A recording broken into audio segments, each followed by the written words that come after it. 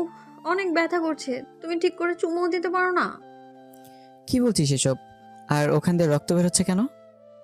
তুমিই তো কামড় দিলে, আবার তুমি বলতেছো রক্ত বের হচ্ছে কেন? ন্যাকা। কখন দিলাম কামড়? চুমু দিতে গিয়ে কামড় দিছো। এভাবে চুমু দিতে গিয়ে কামড় দিলে না, বউ থাকবে না তোমার। ঘুমিয়ে আছি, হঠাৎ করে অনুভব করলাম কেউ যেন আমার ঠোঁটে চুমু খাচ্ছে আর আমার চোরগুলো আলতো করে ভুলিয়ে দিচ্ছে। আমি অনুভবকে স্বপ্ন মনে করে আমি ওকে আমার ঠোঁটের সাথে চেপে ধরি আর ঠোঁটে একটা কামড় বসিয়ে দিই। কামড় বসানোর পরই উফ শব্দ পেলাম। পেয়ে চোখ খুলতে দেখি আমার মামাতো বোনের ঠোঁট দিয়ে রক্ত বেরোচ্ছে আর ও আমার দিকে লজ্জা লজ্জা চোখে তাকিয়ে আছে। তখন বুঝতে পারলাম আমার এগুলো স্বপ্ন ছিল না, সবগুলোই সত্যি ছিল। আমি ধমকে সুরে বললাম, তুই এখানে কি করিস আর ঠোঁট দিয়ে রক্ত বেরোচ্ছে কেন? তার মানে তুমি এতক্ষণ এরকম করলা? ছি ছি ছি, আমি তোমাকে আমি বউ থুকু সরি বোনের চোখে দেখি আর তুমি কিনা এসব? তুমি জানো তুমি আর আমি অনেক বছরের ছোট বড়, তোমার আমার বয়সের অনেক পার্থক্য, আর তুমি তো পিচ্ছি একটা মেয়ে, তোমার সাথে তো আমার যায় না, তুমি এখনো ছোট মানুষ। আমি অত কিছু বুঝি না। আমি তোমাকে ভালোবাসি আর আমি তোমাকেই বিয়ে করব। এই কথা বলার সাথে সাথেই একটা থাপ্পড় মারলাম আর বললাম, ছোট মানুষ এত বড় বড় কথা বলো কেন? কেবল পর দশম শ্রেণীতে আর এখনই প্রেমে পড়েছো? এরপর সেতু রুম থেকে চলে গেল। থাপ্পড়টা জড়িয়ে দিয়েছিলাম, চোখ দিয়ে পানি বের হইতেছে। যদিও মারার পর আফসোস করতেছি, কারণ আমারও কিছু ভালো লাগে সেতুকে, কিন্তু ও আমার অনেক ছোট। ওকে তো এখনো ওকে তো অনেক কোলেও নিয়ে থাকছি। আসুন এখন পরিচয়টা দেই। আমার নাম শুভ, আমি অনার্স চতুর্থ বর্ষে পড়ি, আর গল্পের নায়িকা হলো আমার মামাতো বোন। আর বাকিটুকু ওপরে তো পড়েইছেন। সে তো চলে যাওয়ার পর আবার ঘুম, বুঝেননি? মামার বাড়িতে আসছি, ঘুম থেকে উঠে কী করব? রাতের সময় মামার বাড়ি আসছি, তাই সেতুর সাথে দেখা হয়নি। আর ওইসব ঘটনা ঘটলো সকালে। আসলে আমার 5টা মামা, আর তারা সবাই এক বাড়িতেই থাকে, জয়েন্ট ফ্যামিলি। পরে 10টার পর ঘুম থেকে উঠলাম, উঠে ফ্রেশ হয়ে বাইরে আসতেই 5টা মামি ডাকা শুরু করলো, শুভ আসো ভাত খেয়ে যাও। আমি বললাম, মামি আপনার কি পাগল হলেন নাকি? সবাই ডাকতেছেন, সব করে খাবো কেন? এদের ভিতরে সেতুর আম্মু যেটা সেটা বেশি ডাকতেছে। আমি মামির উদ্দেশ্য করে বললাম, এত নাম ধরে না ডেকে বললেই হয়, জামাই আসেন ভাত খান। আহারে, আমি জামাই করিয়ে বলতে চাই, কিন্তু আমার মেয়ে তো তোমাকে রিজেক্ট করে দিবে। তখন আবার তুমি কষ্ট পাবা, তাই নাকি না? এ কথা বলার সাথে সাথেই সব আমি হাসাহাসি শুরু করলো। পরে নানি ডাক দিল, গেলাম, গিয়ে দেখি নানি করে ভাত নিয়ে রাখছে। নানি খেতে দিল, আমি খেতে বসলাম। খেয়ে উঠে শুয়ে থেকে ফোন চাপতেছি আর সকালের কথা ভাবতেছি। তখন মামি ডাক দিল, আমি গেলাম। মামির কাছে যেতে মামি বলল, কে সকালে কি হয়েছিল? সে তোর চোখে জল নিয়ে বের হলো আর রাগ করে নাকি স্কুলে চলে গেল। কিছু না মামি, ঘুমাইছি অনেক দেরি করে, আর ও গিয়ে ডাক দিছে। ওর ডাক শুনে আমি ওকে ধমক দিছি, তাই হয়তো। আমি পাঠিয়েছিলাম ডাকতে ভাত খেতে আসার জন্য। আচ্ছা, যা হইছে, তোকে তোর মামা একটু স্কুলের পাশে গিয়ে ডাক দিতে বলছে, যা। আমি ভাবতে লাগলাম, মামা কেন স্কুলে গিয়ে ডাকতে বললো? কেন? আমার মামা আসলেই হাই স্কুলের মাস্টার। পরে গোসল করে রেডি হয়ে নানির কাছে গেলাম, গিয়ে মিষ্টি সুরে সুরে বললাম, ও নানি দাও, ও নানি দাও। টাকা নেই আমার কাছে, আমি কি কামাই করি? টাকা কই পাবো? আরে ভাই, ভাবছেন আমি ফকির না? কিন্তু ফ্রিতে টাকা নিয়ে খরচ করলে দরদ ঠেকে না। পরে অনেক কষ্ট করে টাকা নিলাম, নিয়ে গেলাম মামার স্কুলের দিকে। বেশি দূরে না, কাছে মামার স্কুল। পরে স্কুলের মাঠে গিয়ে মামাকে গিয়ে ফোন দিলাম। ফোন দিয়ে বললাম, মামা আসতে বলেছিলেন। অফিস রুমে আছি, তুমি আসো। পরে গেলাম, গিয়ে সালাম দিলাম, রুমের ভিতরে গেলাম। মামা বলেন, একটা কাজ করে দিবা আমার হয়ে? এরকমভাবে বলছেন কেন? কাজ দেন একটা, 10টা করে দেব। তুমি তো জানো আমার মেয়ের রাগ কীরকম। সেদিকে বলছিলাম ওকে আজকে শপিং করিয়ে দিব, কিন্তু স্কুলের একটা কাজের জন্য নিয়ে যেতে পারবো না। তুমি একটু শপিং করে নিয়ে আসো তো। ঠিক আছে মামা, মনে মনে আমার টাকার 12টা বাজবে আজকে। এই নাও টাকা। লাগবে না মামা, আছে আমার কাছে। যেভাবে নিচ্ছি ওইভাবে নাও। কথা বলো কেন? বাইরে মনে হয় সেতু আছে, ডেকে শপিংয়ের কথা বলো, চলে যাবে। পরে টাকা দেখি 5,000। পরে সেতুকে দেখলাম বান্ধবীদের সাথে গল্প করছে। আমি স্কুলে পড়াশোনা করেছি, তাই সবাই চিনে, কেউ কিছু বলে না। সরাসরি সেতুর কাছে গিয়ে ডাক দিলাম। প্রথম ডাকা দেওয়ার পরে শুনলো না, পরে বললাম মামা টাকা দিয়েছে তোমাকে শপিংয়ে নিয়ে যাওয়ার জন্য, না গেলে থাক, টাকা মেরে দেবো, আর কম দামে ড্রেস এনে বলবো এটা কিনেছে। আমি এসব বলছি সেতুর বান্ধবীগুলো আমার দিকে হা হয়ে তাকিয়ে আছে। পরে সেতুর বান্ধবীদের দিকে লক্ষ্য করে দেখলো যে সবাই হা করে তাকিয়ে আছে আমার দিকে। এটা দেখে সেতু রেগে ওর বান্ধবীদেরকে বলল, ওভাবে দেখে কোনো লাভ নেই, ওই চিকটা শুধু আমার, ওর আর আমার বিয়ে ঠিক হয়ে আছে। বিয়ের কথা শুনে ওর এক বান্ধবী বলল, আমি তো ভাইয়ার সাথে কালকেও কথা বলছি, ভাইয়া তো বলল বিয়ের জন্য পাত্রী খোঁজা হচ্ছে। আরে আমি তোমাকে বলছি মানে, আর তোমাকে তো আমি চিনি না। ভাইয়া আমার আইডি নাম হলো মেয়ামি মন্দনা। ও তুমি সেই মেয়ে? সেতুকে রাগানোর জন্য তোমার সাথে বলার সময় ভেবেছিলাম তুমি হয়তো সুন্দরী না, কিন্তু এখন দেখে মনে হচ্ছে আসমান থেকে নেমে আসা পরি। এটা বলে সেতু দিকে তাকাইতে দেখি সেতু আমার উপর রাগে কটমট করছে, মনে হচ্ছে আজ তো খেয়ে ফেলবে। ভাইয়া ওইভাবে বলিয়ে না, লজ্জা লাগে। এটা বলার সাথে সাথেই সেতুর যত রাগ আমার উপর উঠছিল সব রাগ উঠেছিল, সব রাগ ওই মেয়েটির উপরেই, যার জন্য। ইতি দাঁড়া, তোর রাগ ছুটাচ্ছি আমি। এটা বলে কি ইতিকে ব্যাগ দিয়ে বাড়ি শুরু করলো আর বলল, শালা তুই আমার হবু স্বামীকে আর মেসেজ দেবে না, যদি দেশ তাহলে তোর 24টা বাজাবো। এটা বলে আমার দিকে আস্তে আস্তে বলতে লাগলো, তুই আর আজেবাজে মেয়ের মেসেজে রিপ্লাই দিবি না আর ব্লক করে দিবি। আমি নিশ্চিত শুনলাম, আর কিছু বললে আমাকে ব্যাগ দিয়ে বাড়ি শুরু করতো। স্কুল থেকে সরাসরি শপিং মলের দিকে রওনা দিলাম। স্কুল থেকে বের হয়ে অটো ডাকলাম। অটোতে যাব না, রিক্সাতে যাব, তুমি রিক্সা ডাকো। রিক্সায় গেলে শরীরের সাথে শরীর লাগবে, আর মানুষ দেখলে প্রবলেম হতে পারে। আমরা তো প্রেম করি, তাই এক রিক্সাতে যেতেই পারি, লোকে কি বলে বলুক, তা আমার কিছুই যায় আসে না। পাগল হয়েছো নাকি? আমরা প্রেম করলাম কবে? আচ্ছা বাদ দাও ওসব, রিক্সা ডাকো, শপিং করতে যাব। পরে বাধ্য হয়ে রিক্সা নিয়ে শপিংয়ের উদ্দেশ্যে বের হলাম। রিক্সা অনেক বিরক্ত ফিল হচ্ছে, কারণ সে তো আমার শপিং মলে যাওয়ার আগ পর্যন্ত রিক্সার ভিতর আমার হাত ধরেছিল, মনে হইতেছে স্বামী স্ত্রী যাচ্ছি। পরে শপিং মলে ঢুকে এটা কিনে ওটা কিনে, কেনার কোনো শেষ নাই। মামা টাকা দিয়েছিল 5,000, আর কিনতে মোট খরচ হলো 7,000। 2,000 টাকা পকেট থেকে গেল, টাকার জন্য মনটা খারাপ হয়ে গেল। ভাইরে ভাই, মেয়েদের নিয়ে কখনো শপিংয়ে যাইতে নাই, জীবন তেনা তেনা বানায় ফেলাই দেয়। শপিং করার শেষে বাড়ির দেশে রওনা দিলাম। শপিং করতে করতে 3টা বেজে গিয়েছিল, টাইমের দিকেও খেয়াল ছিল না, ক্ষুধাও লেগেছে, তাই ভাবলাম রেস্টুরেন্টে গিয়ে কিছু খেয়ে নেই। সেতুকে বললাম, সেতু রাজু হয়ে গেল। দুজনে খেতে গেলাম। রেস্টুরেন্টে ঢোকার সাথেই কে যেন মেলি কণ্ঠে শুভ ভাইয়া ডাক দিল। আমি এদিক ওদিক তাকাতে দেখি কেউ নেই।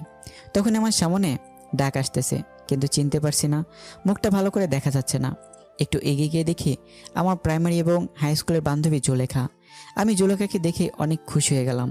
পরে ভালো মন্দ জিজ্ঞেস করলাম, কুশল বিনিময় করলাম। পরে আমি জুলেখার পাশেই বসলাম, আর সেতুকে জুলেখার বান্ধবীর পাশে বসতে বললাম, কিন্তু সেতু দাঁড়িয়ে আছে, তাও আবার রাগের দৃষ্টিতে। কি হলো বস? কে রে মেয়েটা? আমার মামা তো আর বলতে পারলাম না। আমি ওর হবু বউ, আর এখন ওর প্রেমিকা। আর আপু, আপনি আপনার বান্ধবীর পাশে বসুন, আমি আর উনি একসাথে বসবো।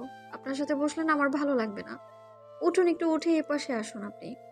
অনেক মানুষই কিছু বলতে পারছি না, তাই সেতুর কথা মতোই চলতে লাগলাম। আমি আর সেতু বসলাম এবং জুলেখা আর ওর বান্ধবী বসলো। খাবারের অর্ডার দিল। খাবার আসলে সেতু হাত উঠে মুখ ধুতে গেল। কে রে, কবে থেকে শুরু করলি? আরে ওসব কিছুই না, আমার মামাতো বোন আমাকে অনেক ভালোবাসে, তাই এরকম করে। সামথিং সামথিং মামা। এরই মধ্যে সেতু চলে এসেছে, তাই চুপ হয়ে গেলাম। টেবিলে খাবার দিয়ে গেছে, খাবার খাওয়া শুরু করলাম। খাবার খেতে খেতে জুলেখা সেতুকে জ্বালানোর জন্য বলতে লাগলো, শুভ, তুই তো অনেক শুকিয়ে গেছিস, আয় তোকে খাওয়াই দেই। স্কুলে থাকতে তো অনেক খাওয়াই দিছি, হাই স্কুল পাশ করে চলে গেলি আর খাওয়াই দিতে পারি নাই। কি বলিস এসব? তুই কবে খাওয়াই দিলি? মিথ্যা বলিস কেন? একটা চোখ মেরে জুলেখা বলল, আর গার্লফ্রেন্ড সামনে এত বোকা সাজতে হবে না। সে তো আমার দিকে অগ্নিদৃষ্টিতে তাকিয়ে আছে, মানুষের জন্য কিছু বলতে পারছে না। আয় উঠ, আর খেতে হবে না, অনেক খেয়েছিস, চল বাড়ি চল, বাড়ি যাব। খাওয়া তো হয়নি, এখনই যাব মানে? যাবে কি না বলো, না গেলে ফুপা মুখে বলে দিব তুমি শুধু মেয়েদের সাথে মিশো আর মেয়েদের সাথে এই করো। আমি বুঝতে পারছি, চলো খেতে হবে না। ওঠার আগে সেতু জুলেখাকে বলল, টাকাটা দিয়ে দিন। জুলেখা শুধু তাকিয়ে তাকিয়ে দেখছে। পরে রেস্টুরেন্ট থেকে এসে রিক্সা নিয়ে বাড়ির দিকে রওনা দিলাম। রিক্সা ওঠার সাথে সাথে সেতু বলল, তুমি এত লুচ্চা কেন? আমি লুচ্চা মানে? কি লুচ্চামি করছি তোমার সাথে? হ্যাঁ, সকালে এত জোরে কিস করছো যে আমার ঠোঁটটাই কেটে গেছে। আবার ওই মেয়ে নাকি তোমাকে ভাত খাওয়াই দিছে। ছি ছি, আমরাও তো পড়ি, কাউকে তো কিছু খাওয়াই দিই নাই। তুমি ছোট থাকতেই খাওয়াই দিচ্ছ। এখন তো অনেক বড় হয়েছো, এখন মনে হয় অনেক কিছু খাও মেয়েদের কাছ থেকে। আরে আমি তো আগে মেয়েদের সাথে কথা বলি নাই, আর এখন মেয়েরা কি খাওয়াবে? হ্যাঁ, মিথ্যা বলো কেন? জুলেখা তো আমার সামনেই বললো। মিথ্যা বলছে জুলেখা। আরও সে তো অনেক কথাই বললো। বলতে বলতে বাড়ি এসে গেছি, পরে ভাড়া দিয়ে দিলাম। বাড়িতে এসে ফ্রেশ হয়ে একটু বসে আছি আর ভাবছি আমার টাকা গেল 2050টা। সে তো কি মামাকে বলে টাকাটা দিয়ে যাবে? 50 টাকা না দিলেও চলবে, কিন্তু আর বাকি টাকা দিলে ভালো হতো। আরে ভাই, ভাবছেন এত টাকা চিন্তা করছি কেন? আসলে আমি মধ্যবিত্ত ফ্যামিলি থেকে বড় হয়েছি, কিন্তু আমার নানা অনেক ধনী ব্যক্তি। সেই সুবাদে মামাদের অনেক টাকা। যারা মধ্যবিত্ত ফ্যামিলি থেকে বড় হইতেছে তারাই জানেন মধ্যবিত্ত ছেলেদের 1 টাকা খরচ করলে হিসাব করতে হয়। এইসব ভাবতেছি, তখনই এসে বলল, কিরে তোর মন খারাপ নাকি? না নানি, এমনিতেই বসে আছি। এ বলে নানি চলে গেল। তখনই সে তো আসলো, বলল আম্মু তোমাকে ডাকে। আমি গেলাম, গিয়ে মামিকে ডাকলাম। ও মামি, ও মামি, মামি। রুমের ভিতর আয়। রুমের ভিতর যেতেই মামি দেখি টেবিলের উপর নাস্তা রান্না করে রেখেছে কাউনের চাল দিয়ে। মামি ডাকলেন? নানি, সে তো বললো ডাকলেন নাকি? তোমার জন্য কাউনের চাল দিয়ে নাস্তা রান্না করছি, বসে বসে খাও। আমি খেতে বসলাম। কাউনের চালের নাস্তা খেতে অনেক টেস্ট। খেতে খেতে বললাম, সেতু খাইছে? না, খাই নাই। কই মনে হয় গেল ঘুরতে, এসে খাবে বললো। খেয়ে উঠে আমি মামাতো ভাইয়ের সাথে ঘুরতে গেলাম। যে নানির বাড়ি গেলেই ওই মামাতো ভাইয়ের সাথে ঘুরি। ঘোরাঘুরি করে বাড়ি ফিরে অন্য মামির ঘরে গেলাম। খেয়ে নানির ঘরে আসলাম। এসে শুয়ে ফোন চাপতেছি। কিছুক্ষণ সময় যাওয়ার পর মামারা সবাই এসে পড়েছে। মামারা সবাই নানির ঘরে এসে গল্পগুজব করে। নানির বয়স হয়ে গেছে আর নানু ভাইয়া মারা গেছে, তাই আর কি। মামিরাও আসে, সবাই অনেকক্ষণ গল্প করে। ওই দিনও গল্প করতেছি, তখন সে তো এসে বললো, ভাইয়া তোমার ফোনটা দাও তো। আমি মামা সবাই বসে আছি, তাই ফোন দিয়ে দিলাম। কিছু না বলে আমরা গল্প করতেছি। সেতু তো মোবাইল পেয়ে প্রথমে ঢুকলো মেসেজে। ঢুকে দেখে অনেক মেয়ে মেসেজ দিছে। মেসেজ দেওয়ার অবশ্য কারণ আছে, ওটা বলবো না। এর মধ্যে দেখতে পেলো মেয়ে আমি মন্দ না। সেতুর এই আইডি থেকে মেসেজ আসছে, ভাইয়া খাবার খাইছেন? আমি তো আপনার প্রেমে পড়ে গেছি। সেতু সিন করলো, কিন্তু কোনো রিপ্লাই দিল না। মেসেজ সিন করা দেখে আবার মেসেজ দিল, কি হলো ভাই, চুপ থাকা মানে কি? আমি বুঝে নেব আপনি আমাকে ভালোবাসেন। সেতু রিপ্লাই দিল আমি হয়ে। সেতুর বান্ধবীর নাম সীমা। কিন্তু আমি তো আমার মামাতো বোনকে ভালোবাসি। ভাইয়া, সেতুর তো বয়ফ্রেন্ড আছে, তাও একটা না, অনেকগুলা, যেগুলো হিসাব করে শেষ যাবে না। এই কথা শুনে সেতুর রাগ তো চরম পর্যায়ে চলে গেছে। আচ্ছা, আমি কে তুমি তো তা জানো না। আমি তোমার ভাবি হই। মানে? সেতু অমনি ভিডিও কল দেয়, আর ওই দিক থেকে সীমা ধরে। কল ধরার সাথে সাথেই সেতুর মুখ দেখতে পেয়ে অবাক হয়ে যায়। ওই শালি, আমার অনেকগুলো বয়ফ্রেন্ড, তাই না? না মানে এমনিই বলছি। এখন থেকে আর মেসেজ দিবি না। এটা বলে কল কেটে দেয়। আর আমার মেসেঞ্জারে যত মেয়ে ছিল সব মেয়েদের ব্লক মেরে দেয়। এমনকি যেসব আমার ফ্রেন্ড লিস্টে ছিল সব মেয়েকে ব্লক করে দেয়। আর মেসেঞ্জারে সব চ্যাট মুছে ফেলে। আর রিলেশনশিপ স্ট্যাটাস দেয়, এনে রিলেশনশিপ। মা, ফোনটা শুভকে দিয়ে দিও তো। তুই এত বড় ছেলেকে নাম ধরে বললি কেন? ও তোর ভাই, আর তুই ফোন নিয়েছিস, তুই দিয়ে আয়। পামো না। মামি আমাকে ফোন দিয়ে গেলে ফোন হাতে নিয়ে দেখি ফোনে সব কিছু চেঞ্জ। ওয়ালপেপার দিচ্ছে সেতুর, আর লেখা, ওয়ালপেপার পাল্টালে তুমি শেষ। পরে ডাটা অন করে মেসেঞ্জারে ঢুকলাম। মেসেঞ্জার একেবারে ভীম দিয়ে ঘষে পরিষ্কার করে ফেলেছে। তখন একটা মেসেজ আসলো অচেন আইডি থেকে। মেসেজে লেখা ছিল, শুভ সাহেব, এত ভেবে লাভ নাই, সব কিছু আমি ডিলিট করে দিছি। তোমার চ্যাট লিস্টে শুধু আমিই থাকবো। তোমার চ্যাট লিস্টে প্রথম ব্যক্তি আমি, আর শেষ ব্যক্তিও আমি। আর কোনো মেয়েদের সাথে কথা বলবা না, কথা বললে কিন্তু প্রবলেম হয়ে যাবে। তুমি কে? আর তুমি আমাকে কিভাবে চেনো? আমি চিনি তোমাকে, আর তুমিও আমাকে চিনো। তোমার আশেপাশেই আছি। আমি চিনতে পারছি, তুমি আর কেউ না, আমার কিউট বোন সেতু। ওই শালা, বোন বলা বাদ দিয়ে বউ বল, বুঝলি? সবাইকে কি বউ বানানো যায়? সবাইকে বলতে হবে কেন? শুধু আমাকে বলবা? তোমাকে বলবো কিভাবে? তুমি তোমার আদরের ছোট বোন। তোকে কয়বার বলবো যে আমাকে আর বোন বলবি না? এরপরে বোন বললে না তোর 12টা বাজায় দিব। আচ্ছা বাদ দাও, অনেক রাত হয়েছে, ঘুমিয়ে পড়ো। ওকে। আমি ঘুমালাম। সকাল উঠে বাড়িতে চলে আসবো। ঘুম থেকে উঠে দেখি সে তো আমাকে জড়িয়ে ধরে শুয়ে আছে। এই সে তো, এইভাবে ধরে আছো কেন? মামি এত অন্যকে দেখলে কি ভাববে? খেয়ে বলে তো এসে একটু জড়িয়ে ধরলাম, আর এরকম করছো? সে তো ছাড়তেই চাইনি। আমি জোর করে ছাড়িয়ে নিলাম আর বললাম, তুমি ওখানে কি করো? হ্যাঁ, আম্মু ডাকতে পাঠালো, তাই তো আসছি। তুমি যাও, আমি আসতেছি। সে তো মুখটা বেঁকে চলে গেল। আর ফ্রেশ হতে চলে গেলাম। ফ্রেশ হয়ে মামির কাছে গেলাম। দেখি মামি অনেক কিছু রান্না করছে।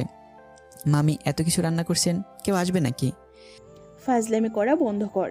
তুই আসস, আসার পর যখন চলে যাবি তখন তোর জন্য প্রতিবারই রান্না করি। আমি মিষ্টি একটা হাসি দিয়ে খাবার টেবিলে বসলাম। পাশে সেতু ছিল, তাই সেতুর দিকে তাকিয়ে দেখি মুখটা মলিন হয়ে গেছে। মুখ মলিন হয়েছে হয়তো আমার যাওয়ার কথা শুনে। আমি থাকলে হয়তো কিছুদিন মজা করতে পারতো আমার সাথে। রংপুর কবে চলে যাবা? মজা করার জন্য বললাম, বিয়ে না করে যাব না মামি, আব্বু পাত্রী দেখতেছে। ওমা, তাই নাকি? চোখের সামনে পাত্রী থাকতে আবার পাত্রী খোঁজা লাগে? কি রে, সে তো মনে মনে কি বলিস? আসলে বিয়ে করবা? আপনিও না মামি, বিয়ে করলে আপনারা জানবেন তো। খাবার খেয়ে রুমে এসে কাপড়গুলো ব্যাগে তুলছি, তখনই সেতু আসলো আর বলল, তোমার সাথে কিছু কথা আছে। আমি শুনতেছি, বল। আমার হাত ধরে নিয়ে খাটের উপর বসালো আর সেতু আমার সামনে দাঁড়িয়ে আছে। কিছু সেকেন্ড দাঁড়িয়ে থাকার পর সরাসরি আমার ঠোঁট দুটো লেপটে নিল ঠোঁটের সাথে। কিছুক্ষণ পরে ছেড়ে দিল আর বলল, আমি তোমাকে অনেক ভালোবাসি, তোমাকে ছাড়া আমি বাঁচবো না। আই লাভ ইউ শুভ। আমি স্তব্ধ হয়ে আছি, কি উত্তর দেবো ভাবতে পারছি না। আমিও সেদিকে ভালোবাসি, কিন্তু আমাদের বাস্তবতা অনেক কঠিন। আমার মামারা আমাকে অনেক বিশ্বাস করে। উত্তর দাও, কি হলো? সেতু, তুমি পাগলামি করছো কেন? তোমার আমাদের সাথে যায় না, আর আমাদের সম্পর্ক কেউ মেনে নেবে না। মাঝখান থেকে আমাদের যে মধুর একটা সম্পর্ক আছে, এটাও নষ্ট হয়ে যাবে। আর আমার মামা মামিদের ভালোবাসা থেকে বঞ্চিত হতে চাই না আমি। আর তোমাকে ভালোবেসে তোমাকে নিয়ে হয়তো পালিয়ে গেলাম। পালিয়ে গেলে মামা মামিদের কাছ থেকে আগের মতো ভালোবাসা পাবো না। আর তোমরা উচ্চ ফ্যামিলির মেয়ে, আর আমরা নিম্ন মধ্যবিত্ত ফ্যামিলির ছেলে। তোমার আব্বুকে বলে সে কোনো কারণে রাজি হবে না। এর ভিতরে একটা কারণ হলো, আমরা নিম্ন মধ্যবিত্ত, আর আমার অনেকটা সমস্যা আছে, যেটার কারণে আমি কোনোদিনও হয়তো বিয়ে করতে পারবো না। ওই সমস্যার কারণ শুনলে তোমার আব্বু আম্মু কেউ রাজি হবে না। আশা করি তুমি বুঝতে পারছো। তুমি এখন অনেক ছোট, আগে বড় হও, তখন সব কিছু বুঝতে পারবে। তুমিও যে আমাকে ভালোবাসি বলতেছো, এটা তোমার আবেগ, যেটা বেশি দিন থাকবে না। কিছুদিন পর এই ভালোবাসা শেষ হয়ে যাবে, তখন আর আমাকে ভালো লাগবে না। তুমি তখন কলেজে যাবে। তখন তোমার অনেক বন্ধু বান্ধবী হবে, আর তোমার বন্ধুরা সবাই গার্লফ্রেন্ড বয়ফ্রেন্ড নিয়ে ঘুরতে যাবে। তুমি তো ঘুরতে পারবে না। তখন মনে হবে, কার সাথে প্রেম করি, যার সাথে একদিন ঘুরতেও পারি না। কলেজে যাবা, আমার থেকে অনেক সুন্দর ছেলে দেখতে পাবা, আর তোমাকে প্রপোজ করবে, কারণ তুমি অনেক সুন্দর। আর ওই প্রপোজ পেয়ে মনে মনে বলবা, কত সুন্দর ছেলে প্রপোজ করে, আর আমি কিনা পড়ে আছি শ্যামলা একটা ছেলের কাছে। তখন আর আমাকে ভালো লাগবে না, আমাকে তোমার বোরিং মনে হবে। এই শোনো, আমি না এখন আর ছোট নেই। আমি সামনে এসএসসি পরীক্ষা দিব, আর যারা 10ম শ্রেণীতে পড়ে তারা ছোট হয় না, বুঝলে? আমি বড় হয়েছি আর আমি সব কিছু বুঝি। আর তোমাকে আমি সত্যিই ভালোবাসি। এই ভালোবাসা না কোনো আবেগ না, আমি তোমাকে সেই 9ম শ্রেণী থেকে ভালোবাসি। I really love you. এটা কখনো সম্ভব না। কেন সম্ভব না বলো না? আমার অনেক বড় একটা প্রবলেম আছে। কি সমস্যা আমাকে বলো, আমি সব রকম সমস্যা মেনে নিব। তোমার মতো কত মেয়ে বললো, শুভ তোমার সমস্যা থাকলে আমি তোমাকে ভালোবাসবো, আর শোনার পরে সবাই চলে গেল। আমি যাব না, বলো। আর একটু বড় হও, তখন বলবো, ভালো থেকো। আবার মনে হয়, কবে আসি না আসি, দেখা হয় না হয়। এ বলে ঘর থেকে বের হয়ে আসি আর চলে যায় নানির কাছে। সব মামা মামির সাথে দেখা করে বিদায় নিয়ে আসলাম। সেতুকে একবার ভালো করে দেখলাম, দেখি সেতুর চোখে জল এসে পড়েছে। পরে আমি বাড়িতে এসে সেতুর সাথে ঘটনাগুলো সব বলি, শুধু কিসের কথা বাদ দিয়ে। আসলে আমি আর আম্মু ক্লোজ ফ্রেন্ডের মতো। আমি ছোটো থেকে আম্মুর সাথে শেয়ার করি সব কিছু। পরে কিছুদিন পর রংপুর ভার্সিটিতে চলে যাই। এর মাঝে সেতুর সাথে অনেক কথা, ভালো মন্দ এগুলোই জিজ্ঞেস করা হয়েছে। একদিন ভার্সিটি থেকে একটা মেয়ে বন্ধুর সাথে সেলফি তুলি আর ফেসবুকে পোস্ট করি। সেই পোস্ট সেতু দেখে ইনবক্স মাথায় তুলে ফেলে। ওই মেয়েটিকে? আমার বান্ধবী। বান্ধবী তাই কি হয়েছে? হ্যাঁ, ওরকম ভাবে কাছাকাছি বসে সেলফি তোলা লাগবে নাকি? আমি তোমাকে কোনো মেয়ের সাথে সহ্য করতে পারি না। এরপর যদি আবার কোনো মেয়ের সাথে সেলফি তুলো না, তাহলে আমি কিছু একটা করে ফেলবো আর দোষ দিব তোমার। আচ্ছা ঠিক আছে, বলবো না। আমার অনার্সের পরীক্ষা দেই, আর সেতেও এসএসসি পরীক্ষা দেয়। সেতুর সাথে আমার অনেক কথা হয়। 1 বছর বলতে পারেন যে বেপের যেরকম কথা হয় আমরা সেরকমভাবেই কথা বলি। 1 বছর সেতু আমার কাছে অনেকবার শুনতে চাইছে আমার প্রবলেম, কিন্তু আমি বলিনি। এখন আমি চাকরি খুঁজছি, আর সেতু ইন্টারে পড়ে। সেদিন সেতু জিজ্ঞেস করে, তোমার সমস্যাটা বলো। আমারও ধৈর্যের বাঁধ ভেঙে যায়। আমি সেতুকে বলি, আমি কোনোদিন বাবা হতে পারবো না। একটা অ্যাক্সিডেন্টে সমস্যা হয়, আর ডাক্তার বলে আমি কোনোদিন বাবা হতে পারবো না। সেতু শুধু মেসেজ সেন্ড করলো আর হার্ট একটা ইমোজি দিল, পরে অফলাইনে চলে যায়। আমি অবশ্য জানি কেন চলে গেল। আমার যে সমস্যা এটা জেনে কোনো মেয়ে বিয়ে করবে না, আর বিয়ে করবে বা কেন? আমি কোনোদিন থেকে মা ডাক শোনাতে পারবো না। এই যে সমস্যার কথা বললাম, এখানে কিছু কারণ আছে, গল্পে তখন জানতে পারবেন। গল্পের ভেতর টুইস্ট আনতে চাইতেছি। সেদিন সমস্যা বলার পর সেতু 3 দিন অনলাইনেই আসেনি। আমি ওকে মিস করতেছি অনেক। সেতু আমাকে অনেক কেয়ার করতো, অনেক শাসন করতো, আর তার দা মেসেজগুলো সেন্ড করতেছি। 3 দিন পর অনলাইনে আসলো। সেতুর নামের পাশে সবুজ বাতিটা জ্বলে উঠলো। আমি একটা মেসেজ দিলাম, কেমন আছো? ভালো। বাড়ির সবাই কেমন আছে? ভালো। ভালো থেকো। হুম। পরের মেসেজ দিলাম না, একটু মনে মনে হাসলাম। হায় রে আবেগ, আগে কত কথা বলতো আর এখন কথাই বলে না। মেসেজ তো দেয় না, আবার বলছে তোমাকে অনেক ভালোবাসি। সেতুর ভালোবাসা ছিল আবেগ, আর এই ভালোবাসার সমস্যার কথা শুনে জানালা দিয়ে পালালো, আর বলতো সমস্যা আছে তাই কি অমনি ভালোবাসবো। আপনারা ভাবছেন হয়তো আমি কষ্ট পাচ্ছি। না, আসলে আমার কষ্ট হচ্ছে না। আজকে নতুনভাবে কেউ কথা বলা বাদ দেয়নি। অনেকে এরকমভাবে বলতো ভালোবাসি, কিন্তু সমস্যার কথা বলতেই কথা বলা বন্ধ করে দিছে। যদিও অন্য মেয়েদের থেকে সেতুর ব্যাপারটা একটু আলাদা, কারণ সেতুকে আমি ভালোবাসি, আর ভালোবাসাও না ভালো লাগা এই আর কি। সেতুকে মিস করি, আর মেসেজগুলো মিস করি, এটাই, তাছাড়া আর কিছুই না। এখন আস্তে আস্তে সেতুকে বলে যাব তার দেওয়া মেসেজগুলো আর মিস করব না। আমার একটা চাকরি হয়ে গেছে, এখন আর আমি বেকার নাই। কিছুদিন পর শুনতে পেলাম সেতুর বিয়ে ঠিক হয়েছে একটা এমবিবিএস ডাক্তারের সাথে। শুনে ভালোই লাগলো। বিয়ের দিন তারিখ ঠিক হয়েছে। বিয়ের 7 দিন আগে থেকে সব মামা মামি নানি সবাই ফোন দিয়ে বলতেছে তাড়াতাড়ি আসতে। আর বলবেই বা না কেন, পাঁচ আমার একমাত্র ভাগিনা, অনেক আদরের। আর আমি ছোটবেলায় মামার বাড়ি বেশি থাকছি, কিন্তু এটা ওটা বলে বলি বিয়েতে যেতে পারবো না। আসলে বিয়েতে গিয়ে সেতুর সামনে যেতে শরম করবে, আর শরমের কারণটা আপনারা ফিল করতে পারবেন। সেতুর বিয়েতে আসতে আব্বু আম্মু আসতে বলছে, কিন্তু না করে দিয়েছি।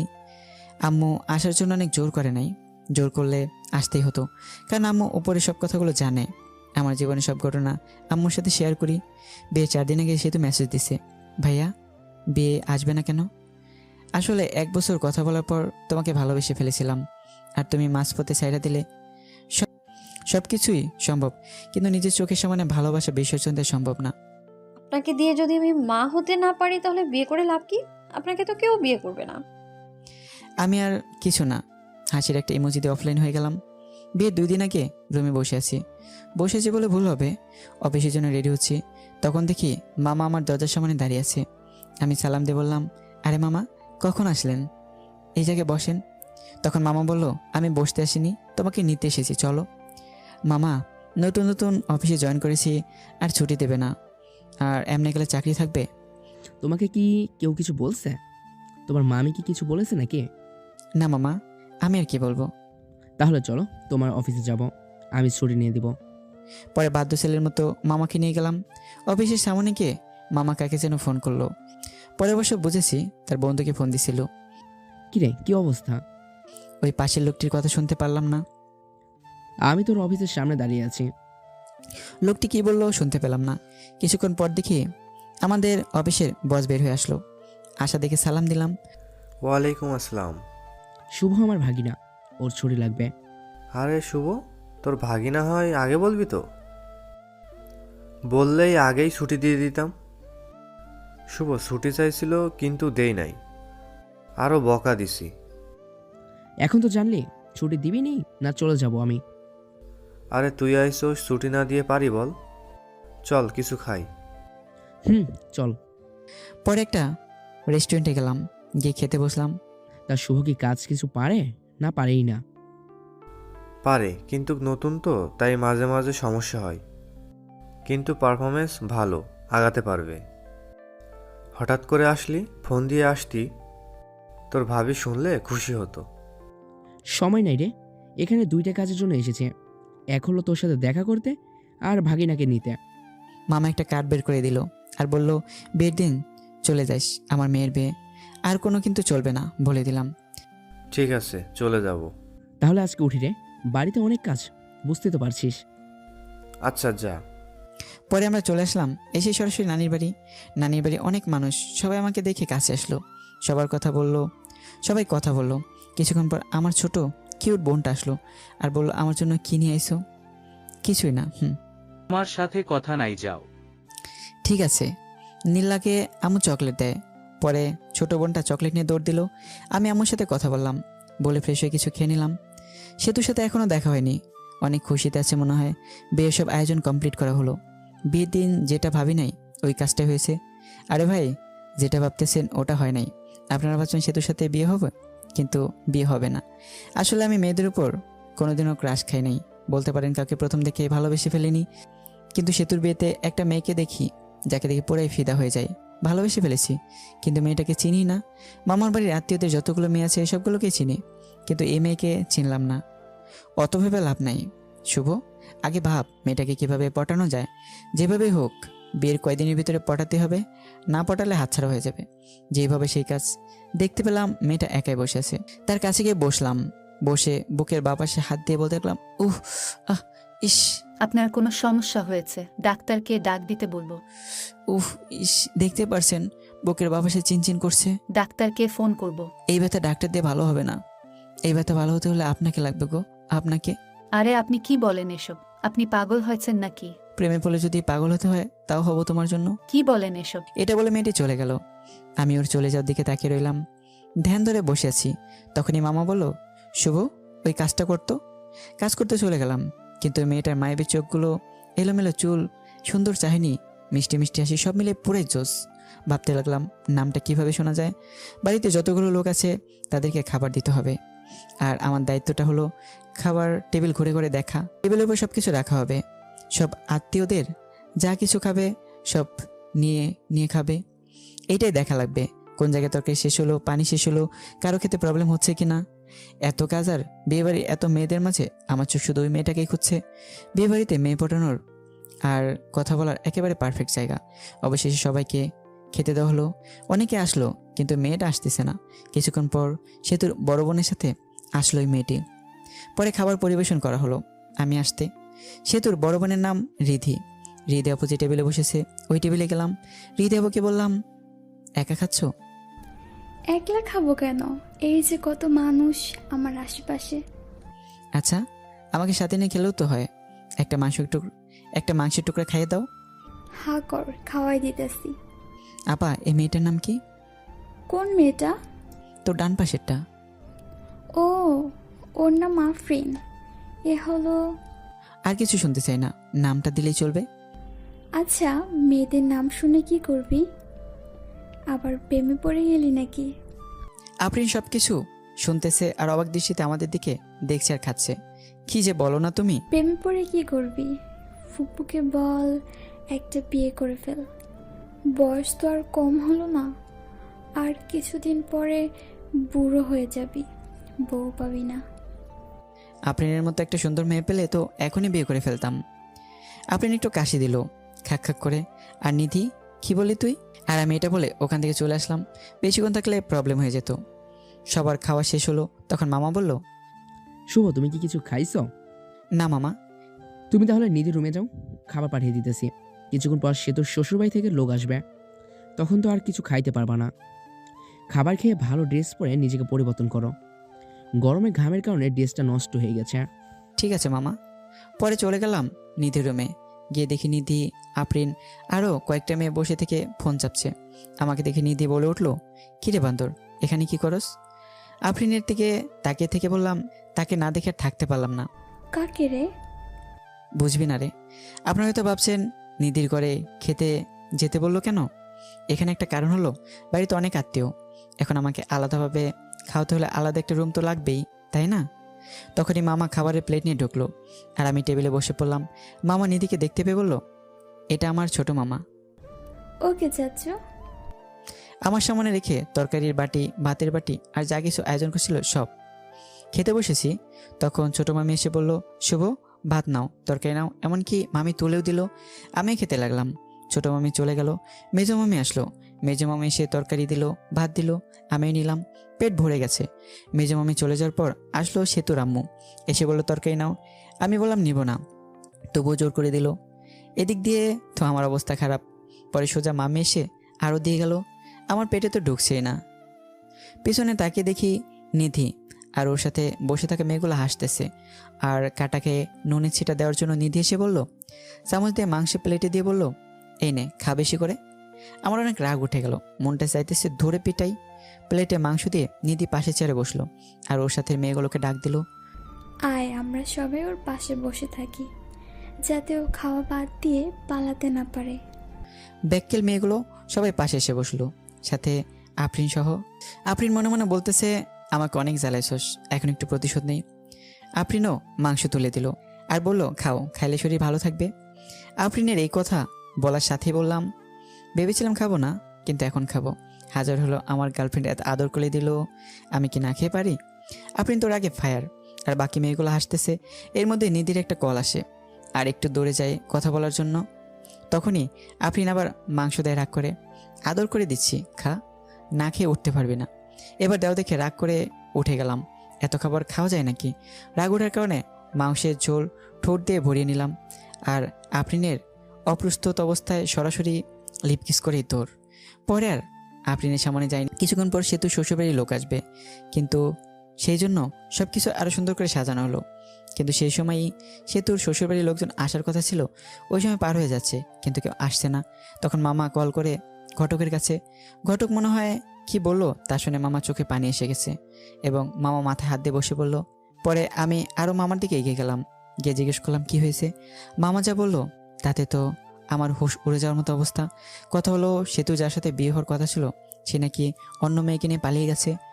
বাকি মামারা ওই মামাকে সান্ত্বনা দেওয়ার জন্য বললো, চিন্তা করিস না, আমরা তো আছি। সেতুর আব্বু উঠে আমার দিকে তাকালো আর বাকি মামারা আমার দিকে তাকালো। তারপর মামারা কি মনে হয় চোখাচুকি করে চলে গেল আমার বাবার কাছে। আব্বুকে কি যেন বললো, আব্বু হ্যাঁ হো করলো। পরে আম্মুর কাছে গিয়ে ওই কথাগুলোই বললো। পরে আম্মু আমার কাছে আসলো আর বলল সেতুকে বিয়ে করতে। কিন্তু কিন্তু আম্মু, সেতু তো আমাকে পছন্দ করে না। তখনই আমার মামার এসে পড়লো আর বলতে লাগলো, শুভ, না করিও না, বুঝতেই তো পারছো। পরে আমিও রাজি হয়ে গেলাম। বর্ষে থেকে বিয়ের স্টেজে বসে পড়লাম। বিয়ে পড়ানো শেষ হলো, বরকনে একসাথে করে মিষ্টি খাওয়ানো হলো। একটু আর চোখে আফরিনকে দেখলাম। দেখি আফরিন মনটা খারাপ করে আছে। হয়তো আফরিনও ভালোবেসে ফেলেছিল আমাকে। যার কপালে যার নাম লেখা থাকে ঘুরে ফিরে সেই জীবনসঙ্গী হয়। পরে বিদায় নিয়ে চলে আসলাম আমার বাড়ি। আগে ফোন দিয়ে বলা হয়েছিল ঘর সাজানোর, তাই ঘর সাজিয়ে রেখেছে। এসে বউ আগে ঢোকানো হলো। কিছুক্ষণ পর আমি গেলাম, দেখি সেতু ঘোমটা দিয়ে বসে আছে। আমি গিয়ে একটু কাশি দিলাম। সেতু বসে আছে। কোনো সারা শব্দ না পেয়ে আমি গিয়ে সেতুর ঘোমটাতে তুললাম। তখন সেতু বলল, আপনার লজ্জা করে না হাঁটুর বয়সী মামাতো বোনকে বিয়ে করতে? আমি শকড খেয়ে গেলাম। যখন প্রেম করতে চেয়েছিলি তখন এই কথাটা কোথায় ছিল? আমি তোমাকে বিয়ে করতে চাইনি, তোমার বাপেই বিয়ে করে দিছে। আচ্ছা বলেন তো, আপনাকে বিয়ে করে লাভটা কি? আর আপনার সাথে থাকা আর কোনো কোলবালিশের সাথে থাকা তো একই কথা। আপনি তো কোনোদিন বাবা হতে পারবেন না। আমি কি ইচ্ছে করে এরকম আক্রান্ত হয়েছি? আল্লাহ এরকম চাইছে, তাই আমি বাবা হতে পারবো না। কত স্বপ্ন ছিল ডক্টর বেটাকে বিয়ে করে 2টা বাচ্চা নিব, কত মজা করব। কিন্তু ডক্টর বেটা অন্য বেটিরে নিয়ে ভাগ্যা গেল। কপাল খারাপ আমার। আমরা একটা বাচ্চা কিনে নিয়ে আসতে পারবো, তাই না? পালক নেওয়া বাচ্চা আর নিজের গর্ভধারণ করা বাচ্চার মধ্যে অনেক পার্থক্য। আর আমি আপনার সাথেই তো থাকবো না, কিছুদিন যাক, ডিভোর্স দিয়ে দিব। ডিভোর্সের কথা শুনে মনটা খারাপ হয়ে গেল। বাসরাতে ডিভোর্সের কথা শুনতে হইতেছে। কত স্বপ্ন ছিল এই রাত নিয়ে, কিন্তু সব স্বপ্নগুলো স্বপ্নই রয়ে গেল কপালে। বাসরাতের কথা চিন্তা করতেছি। সেতুর দিকে তাকিয়ে দেখি সেতু ঘুমিয়ে গেছে। আমি সেতুর পাশে শুয়ে পড়লাম। সকালে সেতুকে জড়িয়ে ধরে ঘুমিয়ে আসি। আমার ঘুম সেতুর আগেই ভাঙে, কিন্তু উঠি নাই, কারণ সেতুকে জড়িয়ে শুয়ে থাকতে ভালোই লাগতেছে। তখনই সেতুর ঘুম ভেঙে গেল আর সেতু নিজেকে সারানোর চেষ্টা করছে, কিন্তু পারছে না। কিন্তু পরে সেতু এমন একটা কাজ করলো যে কাজটা আমি ভাবতে পারিনি। সেতু আমার কাছ থেকে সারাতে না পেরে গালের ভেতর চিমটে মারলো আর আমি ও বলে উঠলাম। গালে হাত দিয়ে দেখি যে জায়গায় চিমটি দিছে ওই জায়গাতে রক্ত বেরোচ্ছে। এটা দেখে মেজাজটা খারাপ হয়ে গেল। লজ্জা করে না আপনার আমাকে জড়িয়ে ধরতে? যত সব ফালতু ছেলে, বুকে জড়িয়ে ধরে ঘুমালেই সব কিছু হয় না, সন্তান জন্ম দেওয়ার ক্ষমতাও থাকতে হয়। আমি কি বলবো না বলবো বুঝতে পারছি না, কথা বলার ভাষা হারিয়ে ফেলেছি। একজন একটা সমস্যা থাকতেই পারে, তাই বলে কথায় কথায় এরকম। কিভাবে বলবো? হ্যাঁ, তাড়াতাড়ি আমাকে ডিভোর্স দিবেন। এটা শুনে আরও মেজাজ খারাপ হয়ে গেল। পরে মারলাম একটা থাপ্পড়। এত ডিভোর্স করিস কেন? হ্যাঁ, ডিভোর্স কি খুব ভালো জিনিস নাকি? ডিভোর্স দিলে আমার কিছুই হবে না, আর তোর সাথে ছেলেরা কথা বলবে, কিন্তু কেউ বিয়ে করার জন্য না, শুধু তোর দেহ লোটার জন্য। এগুলো বলে আমি চলে আসলাম বাইরে। বিয়েটা কীরকম হলো আপনারা জানেনই, তাই আমাদের বাড়িতে বেশি আয়োজন হয়নি। আমার ভালো বন্ধু আছে আমার বাড়ির পাশে, ওর নাম রবি। আমি রবিদের বাড়িতে চলে গেলাম। মনটা ভালো ছিল না, তাই game mode do not disturb চালু করে গেম খেলা শুরু করলাম আমি আর রবি। সেতুকে এসব কথা বলার পর সেতু আরও রাগ করেছে। সেতু ফ্রেশ হয়ে বাইরে এসে সবার সাথে কথা বলতেছে। আব্বু আমাকে খুঁজতেছে, কারণ সকালে একেবারে আমাকে দেখেনি। 12টার সময় গেম খেলা থেকে বের হয়ে দেখি 50টার মতো মিসড কল উঠে আছে। দেখি আম্মুর নাম্বার থেকে কল এসেছে, আব্বুও দিছে। অনেকটা অপরিচিত নাম্বার। আমি রবিদের বাড়ি থেকে বের হয়ে বাড়ির দিকে হাঁটা ধরলাম, আর অপরিচিত নাম্বারটাতে কল ব্যাক করলাম। কল রিসিভ করে কিন্তু কথা বলে না। কে আপনি? হ্যালো হ্যালো, কিন্তু কথা বলে না। কিছুক্ষণ পরে কথা বলল। আমি বলার পর চিনতে পারলাম সেতু কল দিছে। তারপর কলটা কেটে দিছি। দেখি বাড়ির কাছাকাছি এসে পড়ছি। বাড়িতে ঢোকার পরপরই আব্বু আম্মু জিজ্ঞেস করলো, কই গেছিলা? রবিদের বাড়িতে গেছিলাম। এই কথা বলার সাথে সাথেই শুরু হলো বকাবকি। আমি চুপচাপ সব কিছু শুনে ঘরে গেলাম, গিয়ে ফোনটা চার্জে দিলাম। ঘরে সেতু বসে আমাকে দেখে জিজ্ঞেস করলো, কই গেছিলেন এত সকালবেলা? কই গেছিলাম তুমি শুনে কি করবা? ফোনটা চার্জ দিয়ে বাইরে এসে পড়লাম। আমাদের বাড়িতে হালকা কিছু আয়োজন করা হয়েছে। সেতুদের বাড়ি থেকে 2-3 জন লোক আসবে আমাদের নিতে। আমি ফ্রেশ হয়ে ঘরে গিয়ে শুয়ে আছি, আর সেতু বসে থেকে ফোন চাপতেছে। ফোন চার্জে, তাই টিপতেও পারছি। সেতুর দিকে তাকিয়ে আছি। ওইরকম তাকিয়ে থাকেন কেন?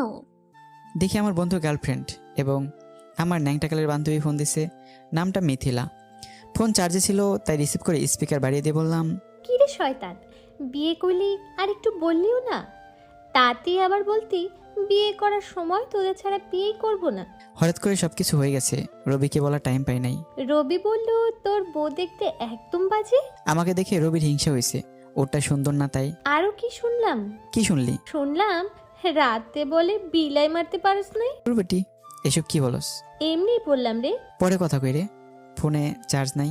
আগে তো অনেক কথা বলতি, এখন বউ হয়েছে না, কথা বলবি কেন? বাবু রাগ করো না, রবি চিপাই নিয়ে চকলেট দিবনি। বান্দর চিপাই নিয়ে চকলেট দিবে মানে? রবিকে বল, রবি বলবনি কিভাবে চিপাই নিয়ে চকলেট দিতে হয়। এই কথা বলে ফোনটা কেটে দিলাম। আমি কেটে না দিলে কথা বলতেই থাকতো। ফোনটা রেখে সোজা হয়ে পিছনে তাকাতেই পারিনি, দেখি সেতু দাঁড়িয়ে আছে। মেয়েটা কে ছিল আর আমাকে খারাপ দেখা যায় এটা বললো কেন? মেয়েটা কে আছে তোমাকে বলবো কেন? আর যাকে দেখতে যেরকম লোকে, তো তাকে সেরকমই বলবে। তুমি ওকে বাবু বললা কেন? ভালো লাগছে তাই বলছি। আর আপনি থেকে তুমি বলছো কেন? আমি তোমার বড়, সম্মান দিয়ে কথা বলবা। ঘরে বউ রেখে অন্য মেয়ের সাথে কথা বলতে লজ্জা করে না? লজ্জা করবে কেন? তোমাকে তো ডিভোর্স দিয়ে দেব। এটা শুনে রাগ করে সেতু চলে গেল। আমি শুয়ে রইলাম। কিছুক্ষণ পর সেতুর বাড়ি থেকে লোকজন আসলো। খাওয়া দাওয়া করে শ্বশুর বাড়ির দিকে রওনা দিলাম। শ্বশুর বাড়ি যাওয়ার পর সেতুকে জ্বালানোর জন্য মেয়েদের বলতে কাছের মানুষকে জ্বালানোর সহজ উপায় হলো কাছের মানুষের সামনে অন্য মেয়েদের সাথে কথা বলা। শ্বশুর বাড়িতে যাওয়ার পর সেতুতে সব আত্মীয়রা ছিল। গিয়ে দেখে আফরিনও আছে। মেয়েটার মনটা অনেক খারাপ। কপালে যা থাকে তাই তো হয়। আমাদেরকে থাকার রুম দেওয়া হয়েছে, ওই রুমে আগে থেকেই সেতু ছিল। পরে গেলাম, গিয়ে দেখি সেতুর সব বোনগুলো একসাথে বসে আছে। আমিও তাদের সাথে যোগ দিলাম। ওদের মধ্যে থেকে একটা মেয়ে বলে উঠলো, দুলাভাই কত হ্যান্ডসাম। ও মা তাই নাকি? তুমিও তো অনেক কিউট। সেতুর সাথে বিয়ে না হলে তোমাকে বিয়ে করতাম। সবাই এসে দিল। তখন আরেকটা মেয়ে বললো, দুলাভাই সেতুকে হানিমুনে কই নিয়ে যাবেন? সেতুকে নিয়ে হানিমুনে যে কি হবে? হানিমুনে তো শালিদের নিয়ে যেতে হয়, তাহলে মজা বেশি হয়। আমি তো ভাবছি সেতুকে রেখে তোমাদের সবাইকে নিয়ে হানিমুনে যাব। আহারে, সেতুকে রেখে গেলে সে তো কষ্ট পাইব। সেতু আনরোমান্টিক একটা মেয়ে, সেতুকে নিয়ে হানিমুনে গেলে টাকাটাই নষ্ট। তা না, তোমরা অনেক রোমান্টিক মনে হইতেছে। সেতুর দিকে তাকে দেখি সেতু সাপের মতো ফোঁস করতেছে। যা তোরা সবাই যা, ঘর থেকে বের হ, আমি ঘুমাবো, অনেক ঘুম পাচ্ছে। চলে যাচ্ছি, তোর স্বামীর ভাগ আমি নিব না। এই বলে সবাই চলে গেল। সেতু দরজা আটকে দিল আর আমার কাছে এসে বলতে লাগলো, ছি ছি, অন্য মেয়েকে হানিমুনে নিয়ে যেতে চাই, শরম করে না? বুঝলাম না, আমি তোদের সাথে মজা করে বলছি। পরে সেতু শুয়ে পড়লো, আমি শুয়ে থেকে গেম খেলতেছি ফুল সাউন্ড দিয়ে, যেন সেতু ঘুমোতে না পারে। বাইরে গিয়ে গেম খেলুন, আমার ঘুমের সমস্যা হচ্ছে। সমস্যা হলো অন্য ঘরে গিয়ে ঘুমাও। সেতু পরে ফোনটা নিয়ে রেখে দিল। আমি বাচ্চাদের মতো শুয়ে রইলাম। এভাবেই ঝগড়া, সেতুর অপমান। আমি কোনোদিনও বাবা হতে পারবো না। সে ডিভোর্স চায় প্রতিদিন, আমি কিছুই বলি না। 7 দিন শুনলাম এসব। এখন রংপুর চলে যাচ্ছি, অফিসে সেতুকে রেখেই যাচ্ছি। পরে সব কিছু ঠিক করে সেতুকে নিয়েও যাব। সবার কাছ থেকে বিদায় নিয়ে এলাম। এখন সেতুর কাছে গেলাম, ভালোভাবে থেকো আর দোয়া করো আমার জন্য। দোয়া করে কি হবে? তুমি মরলেই আমি খুশি হব। তুমি এটা বলতে পারলে? যেটা সত্যি সেটাই বললাম। আমি আর কিছু না বলে চলে আসলাম। হাসি মুখে বের হয়ে আম্মু আমার কাছ থেকে বিদায় নিলাম। কিন্তু ওই সময় আমার খুব কষ্ট হচ্ছিল। মনে হচ্ছিল যে আমি কান্না করি। আমি এত বিরক্ত হয়ে গেছি যে কেউ একজন আমাকে মারার কথা বলছে। ভিতরে কষ্ট আর বাইরে হাসি নিয়ে চলে গেলাম চাকরি করতে। সকালে গাড়িতে গেছি, তাড়াতাড়ি পৌঁছেছি। রাতে আম্মুর এই জায়গায় কল দিয়েছিলাম। আম্মুকে জিজ্ঞেস করছি সেতুর কথা। সেতুকেও ফোন দিয়েছিলাম কিন্তু রিসিভ করেনি, কেটে দিছে। পরের দিন সকালে উঠে অফিসের জন্য রেডি হয়ে অফিসে গেলাম। যাওয়ার পরে পিয়ন এসে বলল, ম্যাডাম আপনাকে ডাকলো। আমি ভাবতে লাগলাম, আগে তো স্যার ছিল, এখন ম্যাডাম কই থেকে আসলো? বাবা বাবি বাদ দিয়ে গেলাম ম্যাডামের রুমের সামনে। গিয়েই, ম্যাডাম আসতে পারি? আসেন। আমি ভিতরে গিয়ে ম্যাডামকে দেখে তো অবাক, কারণ ম্যাডাম আর কেউই নয়, বিয়েবাড়ির সে আফরিন। আফরিনকে দেখে ভয় পেয়ে গেলাম। বিয়েবাড়িতে যা কিছু করছি চাকরি থেকে বের করেই দেয় নাকি আবার? ভয়ে ভয়ে কাছে গিয়ে, আপনি আমাকে ডেকেছেন ম্যাডাম? তা কেমন আছেন? আর আপনার বউ কেমন আছে? আমি ভালো আছি, আর আমার বউ ভালো আছে। ভালো থাকলেই ভালো। ম্যাডাম, সেদিনের ভুলগুলোর জন্য আমি দুঃখিত, মাফ করে দেবেন। ওসব আমি ভুলে গেছি। আপনার বউকে সাথে নিয়ে এসেছেন? না, কিছুদিন পর নিয়ে আসবো। নিয়ে আসলে আমাদের বাড়িতে নিয়ে আসেন সময় করে। আপনি বসের কি হন? আপনার বস আমার বাবা হয়। এমনি আপনার সাথে দেখা এবং অফিসটা ঘুরে দেখতে এসেছি। ম্যাডাম তাহলে আসি, অনেক কাজ করতে হবে, অনেকদিন পর আসলাম তো, দেখতেই তো পারছেন। এরপর কোনোদিন দেখা হলে ম্যাডাম বলবা না, নাম ধরে বলবা এবং তুমি করে বলবা। ফুল পড়ছে না একটু কি করে? জি। পরে আসলাম কেবিনে। কেবিনে বসে কাজ করা শুরু করলাম। কাজ শেষ করে ম্যাচের দিকে রওনা দিলাম। আজকে অফিস ছুটির আগে বের হয়েছি, কারণ হলো একটা বাসা খুঁজে বের করতে হবে। ম্যাচে তো আর বউ নিয়ে থাকা যাবে না। বাসা খুঁজে পেলাম, বাসা ঠিক করে ম্যাচে ফিরলাম। পরের দিন বাসায় শিফট হব। এখন বাসা থেকে অফিস যাওয়া আসা করি। আমি রংপুর এসেছি 7 দিন হয়ে গেছে। এই 7 দিনে সেতুকে কল মেসেজ দিছি, কিন্তু কোনো রিপ্লাই পাইনি।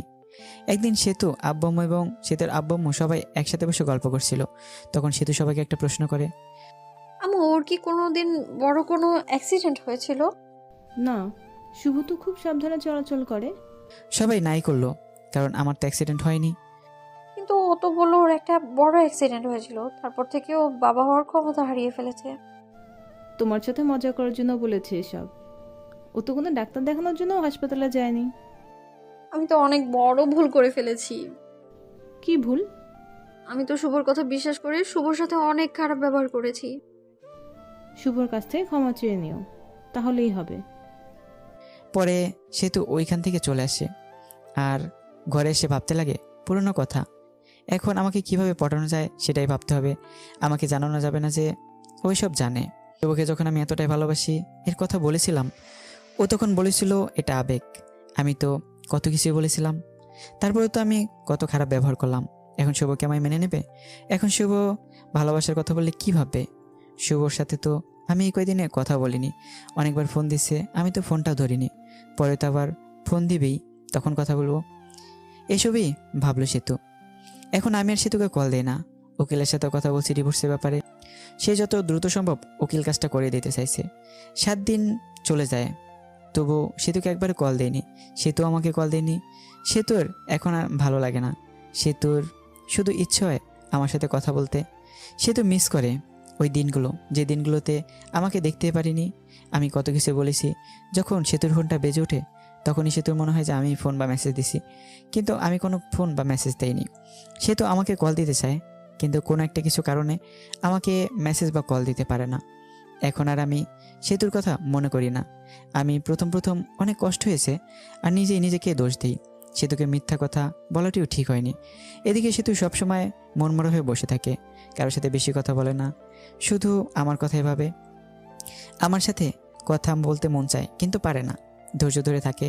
আমি তাকে অবশ্যই মেনে নেব, কিন্তু আমার নাম্বার থেকে কল আসে না। 1 মাস হয়ে গেছে, কিন্তু আমি সেতুর সাথে কোনো কথা বলিনি। সেতুর থাকতে না পারে আমাকে কল দেয় রাতে, তাও আবার 12টার সময়, যে সময় আমি ঘুমে মগ্ন হয়ে আছি। প্রথমবার ফোন ঢোকার পর ফোন রিসিভ করিনি, কারণ আমি ঘুমেছিলাম। পরের বার কল দিতেই আমার চোখে ঘুম ঘুম চোখে দেখি একটা কল এসেছে। পরে নাম্বার না দেখি কলটা রিসিভ করে বললাম, হ্যালো, কে? আমি আমিটা কে? আমাকে চিনতে পারোনি? আমি সেতু। আরে বোন, কোন সেতু? আর এত রাতে ঘুমে ডিস্টার্বের জন্য কল করছো কেন? আমি তোমার বউ সেতু। বউ কথা শুনে নাম্বারটা ভালোভাবে দেখলাম, সেতুই কল দিছে। পরে ভাবতে লাগলাম, আব্বু আম্মুর কোনো কিছু হলো নাকি? এত রাতে ফোন দিছে সেতু। আব্বু আম্মুর কিছু হয়েছে নাকি ফোন দিছে? আব্বু আম্মুর কিছুই হয়নি, কথা বলার জন্য ফোন দিয়েছি। ফাজলামো রাখো, বিয়ে ফেললোকে ভাইকে গেছে নাকি আবার এখন প্রবলেম হয়েছে দেখে ফোন দিছে। আচ্ছা, কোনো কিছু ভেবো না, সরাসরি আমার এখানে চলে আসো, আমি সবাইকে ম্যানেজ করে নেব। ঘরের স্বামী থাকতে পালিয়ে যাব, তাও অন্য কোনো পুরুষের সাথে? কেন? স্বামী তো শুধু কাগজে কলমে। আচ্ছা বাদ, কালকে অফিসে যেতে হবে, বাই। আর এত রাতে কল দিবা না, যত সব ফালতু। এইটা বলে ফোন কেটে দিই আর ফোন বন্ধ করে রেখে ঘুমিয়ে পড়ি। এদিকে সেতুর মনটা আরও খারাপ হয়ে যায়। আমি কি এতটা খারাপ ব্যবহার করেছি যে শুভ ভেবেই নিছে আমার বয়ফ্রেন্ড আছে? ছি, নিজেকে নিজের উপর ঘৃণা হচ্ছে। আর ভাবে শুভ আগে মেসেজ দিত, কেমন আছে, কি করো, কথা বলার জন্য আমাকে ফোন দিত, আর এখন কথাই বলে না, ঘুরে ফিরে আমাকে অপমান করলো। সারা রাত না ঘুমেই পার করে আর ডিসিশন নেয় যে শুভ তো এখানে চলে আসবে, কারণ শুভ বলেছিল বাসা ভাড়া নিছে আর যেতে বলেছিল আমাকে। সকাল উঠে আব্বুর কাছে গিয়ে বলে, আব্বু আমাকে শুভর বাসায় রাইখে আসেন, আর আমি যাব, এটা ওকে বলবেন না। আব্বু মেনে নেয় আর বিকেলে গাড়িতে তারা রওনা দেয়। আমার এখানে এসে আব্বু দরজায় কলিং বেলে চাপ দেয়। আমি তখন ভাবতে থাকি এই সময় আবার কে আসলো। অলসতা নিয়ে দরজা খুলতেই যাই, দরজা খুলে তো অবাক। আমি তখন আব্বুকে বলি, তোমরা আসবা বলবা না আমি স্ট্যান্ডে আনতে যেতাম? সেতু বললো তোকে সারপ্রাইজ দিবে, তাই না জানিয়ে চলে আসলাম। আচ্ছা বসো, তোমাদের খাবারের ব্যবস্থা করি। আমি সেতুর সাথে কোনো কথাই বলি না। একবার তাকে দেখেছি, সেতু অনেক শুকনো হয়ে গেছে, মনে হলো অনেকদিন ধরে খাবার ঠিক মতো খায় না আর ঘুমায় না। আমি সেতুকে দেখেও না দেখার ভান করলাম। সেতু আমার দিকে অসহায়ের মতো তাকিয়ে আছে। সেতুর দিকে লক্ষ্য না করে আমি খাবার কিনতে গেলাম। অবশ্য নিজে রান্না করে খাই, আজকে শরীরটা ভালো ছিল না তাই রান্না করিনি। হোটেল থেকে খাবার এনে আমি আব্বু সেতুকে নিয়ে খেতে বসেছি। তুমি কি প্রতিদিন বাজারের কেনা খাবার খাও নাকি? না আব্বু, রান্না করেই খাই, আজকে ভালো লাগছিল না তাই রান্না করিনি। তোমরা আসবে জানলে রান্না করতাম। আরে ভাই, আমি সব কিছুই রান্না করতে পারি, এইসব কিছু রান্না আমার মা আমাকে শিখেছে। খাবার খেয়ে আব্বুকে রুম দেখিয়ে দিলাম আর আমি আমার রুমে আসলাম। সে তো আগে থেকে আমার রুমে গিয়ে বসে আছে। আমার রুমটা অনেক সুন্দর করে সাজিয়ে রেখেছে। রুমটা এমনভাবে সাজিয়েছে যেটা লিখে প্রকাশ করতে পারছি না। ঘরে গিয়ে দেখি সেতু বিছানায় শুয়ে কার সাথে যেন কথা বলছে। কথা বলা থেকে জিজ্ঞেস করলাম, বেবের সাথে কথা বলছে নাকি? তখন সেতু ফোনটা রেখে, আচ্ছা তোমার সমস্যাটা কি বলো তো? সেই দিনও বিএফ এর কথা জিজ্ঞেস করলে, আবার আজকেও বলতেছো বিএফ এর কথা। আমি অতটাও খারাপ না যে ঘরের স্বামী রেখে অন্য কারোর সাথে প্রেম করবো। এরপর না এমন কথা বলবে না আর কখনো, ঠিক আছে? স্বামী তো শুধু কাগজে কলমে, কিছুদিন পর তো ডিভোর্স হয়ে যাবে। ডিভোর্সের পর পটাতে হবে, তাতে তো সময় লাগবে। ডিভোর্সের পর যেন তাড়াতাড়ি বিয়ে করতে পারো, সেই জন্য হয়তো আগেই পটিয়ে রাখছো। আর হ্যাঁ, তোমার জন্য একটা খুশির খবর আছে। আমি উকিলের সাথে কথা বলেছি, কিছুদিন পরে ডিভোর্স পেপার দিয়ে দেবে, তখন আর আমার মুখ দেখতে হবে না। ডিভোর্সের কথা শুনে সেতুর মুখটা শুকিয়ে গেছে আর সেতুর চোখে জল এসে পড়েছে। ওদিকে লক্ষ্য না রেখে বললাম, শুয়ে পড়ো, রাত অনেক হয়েছে। সেতু চুপচাপ অন্যদিকে শুয়ে পড়লো। আমি কোলবালিশটা জড়িয়ে ধরে ঘুমিয়ে পড়লাম। সকালে ঘুম থেকে উঠে দেখি সেতু আমাকে জড়িয়ে ধরে ঘুমিয়ে আছে। জড়িয়ে ধরে আসে দেখে সেতুকে ধমক দিয়ে বললাম, আমাকে জড়িয়ে ধরে আছো কেন? আমাকে জড়িয়ে ধরতে পারো নেই কারণ আমার সন্তান জন্ম দেওয়ার ক্ষমতা নাই। এটা বলে ওয়াশরুমে চলে গেলাম। পরে সেতু রান্না করলো, আমি বসে থেকে ফোন চাপলাম। খাবার খেয়ে আমি অফিসের জন্য বের হলাম আর আব্বু বলল চলে যাবে, তাই তাকে গাড়িতে উঠিয়ে দিতে বাস স্ট্যান্ডে গেলাম। আব্বুকে গাড়িতে তুলে দিয়ে আমি অফিসে চলে গেলাম। অফিসে যেতে দেরি হয়েছে। অফিসে গিয়ে ডেস্কে গিয়ে বসতে বসতে পিয়ন এসে বলে গেল ম্যাডাম যেতে বলেছে। ম্যাডাম কয়েকদিন পর আসলো। পরে গেলাম, গিয়ে নাম ধরে ডাক দিলাম, আফরিন কেমন আছো? ভালো, তুমি কেমন আছো? আর অফিসে আসতে দেরি করলা যে? আব্বু সেতুকে রাখতে এসেছিল, আমি আব্বুকে গাড়িতে তুলে দিয়ে আসলাম, সেই জন্যই দেরি হলো। ও, তোমার বউ এসেছে? কালকে আমার জন্মদিন, সেজন্য আসছিলাম তোমাকে দাওয়াত দিতে। তো সেতুকে নিয়ে চলে যাবা, আমাদের বাড়িতে না গেলে কিন্তু আমি কেক কাটবো না, বলে দিলাম। আরে তোমার জন্মদিনে আমি না যাই, আমি তো আগেই যাব। হাসিটা অনেক সুন্দর।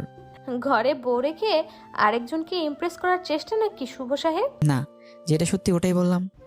আমি তাহলে যাই, কাজ আছে। ঠিক আছে, যাও। পরে এসে কাজ করতে লাগলাম। কাজ করা শেষ করে দুপুর টাইম হয়ে গেছে, তখন ফোনটা বেজে উঠলো। ফোনটা হাতে এনে দেখি সেতু কল দিছে। রিসিভ করার ইচ্ছে না থাকা সত্ত্বেও কলটা রিসিভ করলাম। হ্যালো, কে? আমি। ফোন দিছো কেন? দুপুরে খাবার খাইছো? খাইলেই কি আর না খাইলেই কি? আমার অনেক কিছু। তোমার সাথে কথা বলার সময় নাই। এই বলে ফোনটা কেটে দিলাম। আপনারা ভাবছেন সেতুর সাথে এরকমভাবে কথা বলছি কেন? সেতু যেদিন আমাকে মরে যাওয়ার কথা বলেছিল, সেদিন থেকে সেতু আমার মন থেকে উঠে গেছে। মন থেকে এবার উঠে গেলে ওই মনে ওই মানুষটিকে বসানো যায় না। দুপুরের খাবার খেয়ে আবার কাজ করা শুরু করলাম। কাজ শেষ করে বাড়িতে গেলাম। যাওয়ার পর সেতুকে বললাম, আমি কিছু কেনাকাটা করতে যাব, তোমার কি কিছু লাগবে? আমি একটা নতুন ড্রেস কিনবো। আমি ফ্রেশ হয়ে আসতে আসতে তুমি রেডি হয়ে নাও। আমি ফ্রেশ হয়ে এসে দেখি সেতু সুন্দর করে সেজে বসে আছে। সেতুকে ঠিক হলুদ পরির মতো লাগছে। সেতুর দিকে হা হয়ে তাকিয়ে আছি। সেতু বলল, ওইরকম করে তাকিয়ে থাকলে আমি ক্ষয়ে যাব। পরে আমার হুঁশ ফিরল। আমি রেডি হয়ে বাইরে এসে রিক্সার জন্য দাঁড়িয়ে আছি। তখনই একটা রিক্সা থেকে ভার্সিটির ভালো একটা বান্ধবী নেমে এসে জড়িয়ে ধরে বলল, দোস্ত কি খবর, কেমন আছিস? তোর তো খোঁজই পাওয়া যায় না। এরকমভাবে কেউ জড়িয়ে ধরে নাকি? মানুষ দেখলে কি ভাববে? সেতুর দিকে তাকিয়ে দেখি সেতু পরে আগুনের মতো গরম হয়ে আছে। এর মধ্যে সেতু বলে উঠলো, এই তুমি এইভাবে জড়িয়ে ধরে আছেন কেন? শুভ কে রে এই মেয়ে? হ্যালো। আমি হলাম ওর বিয়ে করাবো। তুই বিয়ে করলি কবে? আমাকে একটু জানাইলিও না। আপনারা জানাই কি হবে? ওর থেকে 2 ফিট দূরে গিয়ে দাঁড়ান। শুভ ভাবি এরকম করে কথা বলছে কেন? ওর একটু রাগ বেশি তো, পরে তোর সাথে কথা বলি রে। বান্ধবী চলে গেল। ওই মেয়েটা আপনাকে জড়িয়ে ধরলো কেন? ছি ছি ছি, আপনার লজ্জা করে না ঘরে বউ রেখে অন্য একটা মেয়ের সাথে এসব করতে? না জানি কত মেয়ের সাথে এরকম করেন আপনি। আমাকে দেখে কি লুচ্চা মনে হয়? হ্যাঁ, এর কোনো মেয়ের সাথে কি করি না করি সেটা আমার একান্তই ব্যাপার। এখন আর তোমার একান্ত ব্যাপার নেই, কারণ তোমার বউ আছে, আর বউটা হলাম আমি। তুমি তো আমাকে স্বামী হিসেবে মানোই না। কিছুক্ষণ চুপ থাকলো সেতু। আচ্ছা, আমাকে মাফ করে দাও। আগের ব্যবহারের জন্য আমি অনেক সরি। আমাদের বাচ্চা না হলে আমরা বাচ্চা একটা কিনে আনবো। আমি ভাবতে লাগলাম সেতু এসব বলতেছে কেন? আমি তো আগে তো খারাপ ব্যবহার করতো না। ও জেনে ফেলেছে যে আমি ওর সাথে মিথ্যা বলেছি। কি ভাবো? মার্কেটে চলে আসছি, চলো শপিং করি। পরে কিছু কেনাকাটা করলাম, আর আপনার জন্য একটা গিফট কিনলাম। সেতুর জামা কাপড় কিনলো। কিনে বাসায় এসে আমাদের রাখা জিনিসগুলো রেখে সরাসরি চলে গেলাম আফরিনদের বাড়ি। গিয়ে দেখি অনেক সুন্দর করে সাজানো। যদিও জন্মদিন পালন করা আমি পছন্দ করি না। আমরা বাড়ির ভিতরে ঢুকতে আঙ্কেল আন্টি আফরিন আমাদেরকে দেখে খুশি হয়ে গেছে। সেতুকে দেখেও আরও বেশি খুশি হয়েছে। সেতু আফরিনের সাথে চলে গেল, আর আমি একা একা বসে আছি, কারণ আমার পরিচিত কেউ নাই। বসে বসে গল্প লিখতেছিলাম। আসার সময় অবশ্য সময় পেলে গল্প লিখি। তখন একটা মেয়ে এসে বলল, আপনি শুভ ভাইয়া না? আমি শুভ। আপনাকে চিনতে পারলাম না। আমি আপনার একজন গল্প পাঠক, আপনার সাথে অনেক কথা হয়েছে মেসেজে। মনে মনে বললাম, আমি তো অনেক মেয়ের সাথেই কথা বলি, এটা আবার কে? আপনার গল্পগুলো অনেক সুন্দর, আমি তো আপনার প্রেমে পড়ে গেছি। আমার প্রেমে মানে? এখন তো তুমি পিচ্চি মামাতো বোন গল্প লিখছো, এই গল্পটাও অনেক অনেক সুন্দর। শুক্রিয়া। আপনার সাথে একটা সেলফি তুলি? আমি কি কোনো ভিআইপি ব্যক্তি নাকি যে সেলফি তুলতে হবে? তুলতে হবে। মেয়েটি যেই সেলফি তুলতে এলো তখনই সেতু এসে ওই মেয়েকে ধাক্কা দিয়ে ফেলে দেয় আর বলে, এই তোমার সমস্যা কি? হ্যাঁ, এতক্ষণ কথা বলছো ভালো কথা, তাই বলে শরীরের উপরে সেভাবে সেলফি তুলতে হবে? ভাইয়া, কে উনি? পিচ্ছি মামাতো বোন, আমার বউ। আপনি লিখেছেন সে তো আপনাকে দেখতে পায় না আর ভালোবাসে না। ভালো না বাসলে তো এরকম রিয়েক্ট করতো না। এখন হয়তো ভালোবাসে। মেয়েটি চলে গেল। আমি চলে গেছি আর অন্য মেয়ের সাথে টাঙ্কি মারা শুরু করছো না? এখন থেকে আমার সাথেই বসে থাকবা। রাত 11টার সময় আমি, সেতু, আফরিন আর আফরিনের কিছু বান্ধবী বসে মজা করছি। হ্যালো ফ্রেন্ডস, তোমাদের একটা কথা বলবো। তোমাদেরকে বলেছিলাম আমি কারো প্রেমে পড়েছি, কিন্তু নামটা বলি নাই। আজকে নামটা আমি বলবো। তাকে আমি প্রথম দেখেই ভালোবেসে ফেলেছিলাম। শুভ সেতু, আমার এখানে আসো তো একটু। আমি আর সেতু গেলাম। তখন শুভ। এই যে, একে দেখছো? একে দেখেই ভালোবেসে ফেলেছিলাম, কিন্তু ভালোবাসাটা মনে রয়ে গেছে। কারণ এই যে মেয়েটা সেতু, সেতু হলো শুভর বউ। এটা বলেই আফরিন ঢুলতে ঢুলতে চলে গেল। অনেক ড্রিঙ্ক করেছে হয়তো, ওর কথাগুলো নিজের ওপর নিজেরই অনেক রাগ উঠে গেল। শালার কেন যেসব করতে গেলাম। পরে আমরা চলে আসি আর ভাবতে লাগি সেটা কি সত্যি আমাকে ভালোবাসে। যদি ভালো নাই বাসতো তাহলে তো মেয়েদের সাথে কথা বলার সময় জেলাস ফিল হতো না। ভাবতে ভাবতে বাসায় চলে আসি। পরের দিন অফিস বন্ধ ছিল। আমার মাথায় একটা কথাই ঘুরপাক খাচ্ছে, সেতু কি সত্যি আমাকে ভালোবাসে। পরের দিন অফিস বন্ধ থাকায় সেতু বলে চলো একটু ঘুরে আসি, তুমি তো আমাকে নিয়ে একটু ঘুরতেও যাও না। আমি রাজি হয়ে যাই, ঘুরতে যাই। সেতুর সাথে ঘুরতে ভালোই লাগছিল। সেতুকে ফুচকা খাওয়াই দিছি। আরও অনেক অনেক রোমান্টিকভাবে দিনটা পার করলাম। 2 দিন কেটে দিয়েছি, কিন্তু সেতুর সাথে খারাপ ব্যবহার করিনি, বরং রোমান্টিকভাবেই দিনগুলো পার করেছি। হঠাৎ করে একদিন অফিস থেকে তাড়াতাড়ি চলে আসি, কারণ বাড়িতে এসে ফ্রেশ হয়ে আবার কোম্পানি কাজের জন্য বাইরে যাব। দরজা এসে ধাক্কা দিতে দরজা খুলে গেল। ঘরে ঢুকে দেখি সেতু মনে হয় কারোর সাথে কথা বলছে। মিষ্টি মিষ্টি এসে কথা শোনার জন্য কোনোরকম শব্দ না করে ওর কাছে গেলাম। জানিস, শুভ তো মনে হয় আমাকে মেনে নিয়েছে। শুভ জানে না যে আমি ওর মিথ্যে কথা ধরে ফেলেছি। আমি জানি ওর কোনো সমস্যা নেই। আমি এই কথা শুনে বুঝতে পারলাম ও সব কিছু জেনে ফেলেছে, যে আমি সন্তান দিতে পারবো না, এটা মিথ্যা কথা। আমি নতুন একটা আইডিয়া বের করলাম, কারণ সে তো আমাকে এখনও ফুলফিলভাবে ভালোবাসেনি। কোনো শব্দ না করে একটু পিছিয়ে এসে সেতুকে ডাক দিলাম। সেতু ফোনটা কেটে দিয়ে আমাকে জিজ্ঞেস করলো, তুমি এত তাড়াতাড়ি আসছো? আসতে সমস্যা হয়েছে? না, সমস্যা হবে কেন? আর আমি আরো খুশি হয়েছি তোমার সাথে বেশি সময় কাটাতে পেরে। আসাতে সমস্যা হয়েছে। এসব বলতে বলতে সেতু আমাকে সে জড়িয়ে ধরলো, আর জড়িয়ে ধরেই ঠোঁটে একটা শুকনো চুমু দিল। আমি সেতুকে ছাড়িয়ে ফ্রেশ হয়ে চলে গেলাম। ফ্রেশ হয়ে এসে দেখি সেতু টেবিলে খাবার সাজিয়ে রেখেছে। খেতে বসলাম। সেতুকে বললাম, তুমি খেয়েছো? না, চলো একসাথে খাই। নিজে হাত দিয়ে খেতে ইচ্ছে করছে না। আসো আমি খাইয়ে দিই। সেতু খুশি হয়ে গেল। খাবার খেতে সেতুকে জিজ্ঞেস করলাম, আচ্ছা সেতু, তুমি তো এখনো সত্যি আমাকে ভালোবাসো তাই না? হুম, অনেক ভালোবাসি। এই যে আমি বাবা হতে পারবো না, এটা যখন তোমার রিলেটিভরা জানবে তখন তোমাকে অনেক কিছু বলতে পারে। তখন কি তুমি আমাকে ছেড়ে চলে যাবে? ওকে কি বলে বলুক, তাতে আমার কিছুই যায় আসে না। আমি তোমাকে কখনোই ছেড়ে যাব না। আমি একটা দীর্ঘ নিঃশ্বাস নিলাম। কথা বলার মাঝে খাওয়া শেষ। খাবার শেষ হওয়ার পর রেডি হয়ে সেতুকে একটা চুমু দিয়ে কাজের জন্য বের হলাম। বাড়ি থেকে বের হয়ে একটা বন্ধুর সাথে দেখা করলাম। ওই বন্ধুর বড় ভাই ডাক্তার, আর তাকে দিয়ে একটা মিথ্যে রিপোর্ট বানাবো।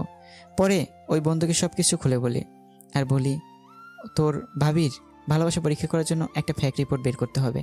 রিপোর্টটা এমন হবে যে আমি বাবা হতে পারবো না, এটা রিপোর্ট। প্রথমে বন্ধু রাজি হয়নি, পরে অনেক জোরাজুরিতে রাজি হয়। পরে সব কিছুই বুঝিয়ে দিয়ে চলে গেলাম আমার কাজে। কাজ থেকে আসলাম, আর আসার সময় সেতুর জন্য আইসক্রিম আর ফুচকা নিয়ে আসলাম।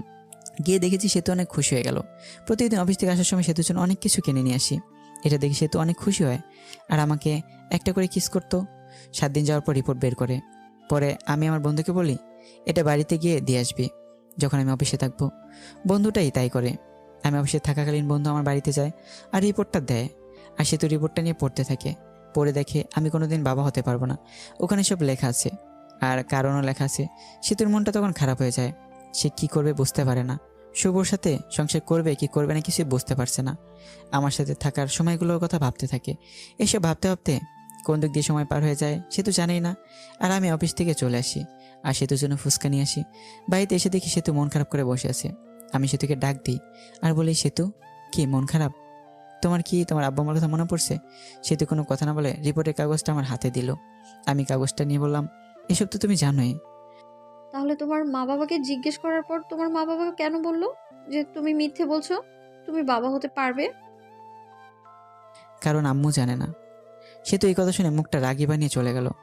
আমি ফ্রেশ হতে চলে গেলাম। ফ্রেশ হয়ে এসে কিছু খেয়ে নিলাম। সেতুর সাথে কথা বলার চেষ্টা করতেছি, কিন্তু সেতু দরজা খুলতেছে না। ভিডিও দেখতে দেখতে সন্ধ্যা হয়ে গেল, তখনও সেতু ঘর থেকে বের হলো না। এখন বুঝতে পারলাম সেতু কেন মন খারাপ করে বসে আছে। আমি ভাবতে থাকলাম, সেতুকে তাহলে আসলে আমাকে ভালোবাসেনি। সেতু এতদিন তাহলে আমার সাথে মিথ্যা ভালোবাসা নাটক করেছে। সেতু তো ঘর থেকে বের হচ্ছে না। সন্ধ্যা রান্নাটা মনে হয় আমারই করতে হবে, তাই রান্না করতে গেলাম। রান্না করার প্রায়ই শেষ। তখনই ঠান্ডা পানি মনে গরম পানিতে হাত দিছি, আর হাতটা গেল পরে। পরে ওমা বলে চিৎকার দিতেই উঠি, কিন্তু আফসোস ধরার মতো কেউই নেই। পরে নিজের হাত ধরে ঠান্ডা পানিতে কিছুক্ষণ ডুবিয়ে রাখলাম। এরপর ডাক্তারের কাছে গিয়ে হাতটা মেডিসিন লাগিয়ে নিয়ে আসলাম। হাত একেবারে ছুলে গেছে। দেখতে অনেক বিশ্রী হয়ে গেছে।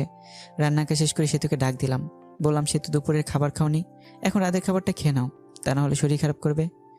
তুমি হয়তো আমাকে মেনে নিতে পারছো না, ঠিক আছে, আমার ডিভোর্স পেপার রেডি আছে, তোমাকে দিয়ে দেবো, তোমাকে মুক্তি দিয়ে দেবো, আসো তাও খেয়ে নাও। পরে সেতু বের হলো, আমার হাতটা সেতুকে দেখায়নি। পরে সেতু চুপচাপ খেয়ে নিল। হাতের কষ্ট থেকে মনের কষ্টটা অনেক বড়।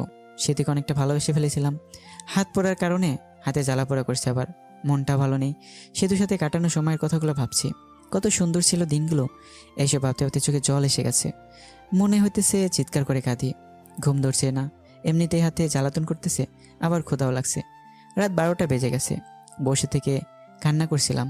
কষ্ট আর সহ্য হচ্ছে না, অনেক কষ্ট হচ্ছে, যেটা হয়তো বলে প্রকাশ করতে পারবো না। চোখ দিয়ে জল থামছেই না। তখনই তখনও কাঁধে কারো হাতে ছোঁয়া পেলাম।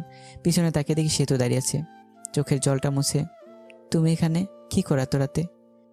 আপনি কি করেন? আমার ভালো লাগছে না, তাই আমি বসে আছি। আমারও ভালো লাগছে না, তাই আমিও বসে থাকতে এলাম। তোমার আবার ভালো লাগবে না কেন? তোমার ভালো লাগার কারণ তো তোমাকে ছেড়ে দিতেছি। ডিভোর্স পেপার তো রেডি আছে, কালকে সকালে নিয়ে আসবো, মন খারাপ করো না তো। মেয়েদের সাথে ফষ্টি নষ্টি করতে পারো না বলে আমার ডিভোর্স দিবা, তাই না? এসব কি বলো? তুমি তো বলা ডিভোর্স দিতে, সে তো আমার গলা ধরে বললো। ওই আমি কখন ডিভোর্স চাইলাম? আমি তো চুপচাপ ছিলাম। আমি বাবা হয়তো পারবো না শুনে তুমি মন খারাপ করে দরজা লাগিয়ে বসেছিলে, তো এটা বোঝাই যায় তুমি আমার সাথে থাকতে চাও না, ডিভোর্স চাও। আরেকবার ডিভোর্সের কথা বলে না ঘাটটা মুটকে দিবা, একদম বলে দিলাম। আসলে আমি সরি, আমার ভুল হয়েছে, আমিও তোমাকে ছাড়া থাকতে পারবো না। আমি তোমার সাথে কাটানোর সময়গুলোর কথা ভাবলাম, তুমি আমাকে কতটা কেয়ার করো এটা ভাবলাম। বাচ্চা হবে না তো কি হয়েছে, আমরা বাচ্চা একটা কিনে নিয়ে আসবো। সত্যি তুমি আমাকে ছেড়ে যাবে না? মরার আগ পর্যন্তও যাব না। আজকের ব্যবহারের জন্য অনেক সরি। আমরাই তো। সে তো আমাকে জড়িয়ে ধরে আছে, আমি ধরেছি। রোমান্টিক ওয়েদার আমাদের মাঝে। সে তো শরীরের সাথে একটু ডান হাতটা লাগাতে বলে উঠলাম। কি হয়েছে তোমার? আমি তখন সেতুকে হাতটা দেখালাম, সেতু চমকে উঠলো। এরকম হলো কি করে? আজকে রান্না করার সময় এরকম হয়েছে। সেতুর চোখে জল এসে গেছে। আমি আসলে সরি, আমার সন্ধ্যার সময় এরকম ভাবে থাকা উচিত হয়নি। তোমার অনেক কষ্ট হচ্ছে, তাই না? তাহলে তুমি তো ভাতও খাও নাই, তাই না? হ্যাঁ। পরে সেতু প্লেটে ভাত নিয়ে এসে আমাকে খাইয়ে দিল। আমি খাচ্ছি আর মাঝে মাঝে হাতে কামড় দেই। খাওয়া দাওয়া শেষ করে আমার বুকের উপর সেতু শুয়ে আছে, আমি সেতুর মাথায় হাত বুলিয়ে দিচ্ছি। পরে দুজনেই ঘুমিয়ে পড়ি। এখন থেকে শুরু হলো রোমান্টিক সংসার। হঠাৎ করে একদিন সেতু মাথা ঘুরে পড়ে যায় আর আমি ডাক্তারখানায় যাই। ডাক্তার বলে খুশির খবর, আপনি বাবা হতে চলেছেন। এটা শুনে আমি অনেক খুশি হই। সেতুকে বলতে সেতু মুখটা গোমরা বানিয়ে বলে, আমার পেটে বাচ্চা আসলো কীভাবে? তুমি তো বলেছিলে বাবা হতে পারবে না, আর রিপোর্টে লেখা ছিল। ও, ওইসব ছিল সাজানো নাটক, ওই রিপোর্টে ছিল সাজানো। তুমি আম্মুর কাছ থেকে জানছিলা? আমার কোনো সমস্যা নাই, এটা আমি জানতে পারি। আর আমি তোমার ভালোবাসা কতটুকু সেটা সত্যি জানার জন্য এসব করছি। তুমি ভালো না, তুমি অনেক পচা। রাগ করো না লক্ষ্মী সোনা, একটু হাসো প্লিজ। সে তো একটা মিষ্টি হাসি দেয়। এই খবর বাড়িতে পৌঁছালে সেতুকে সবাই বাড়িতে আনতে চায়, কিন্তু সেতু বাড়িতে আসবে না বলে দেয়। আমাকে ছাড়া নাকি সেতুর ভালো লাগে না। আমাদের একটা ছেলে সন্তান হয়, আর দেখতে একেবারে ওর মায়ের মতোই সুন্দর। আমি ছেলেকে দেখে ভাবতে লাগলাম, আমার ছেলে ততটা ভালো না, তাই যত মেয়ে ঘুরছে। আর আমার ছেলে ছেলে তো মাশাআল্লাহ অনেক সুন্দর। না জানি মেয়েরা আমার ছেলের জন্য কি কি করে বসে।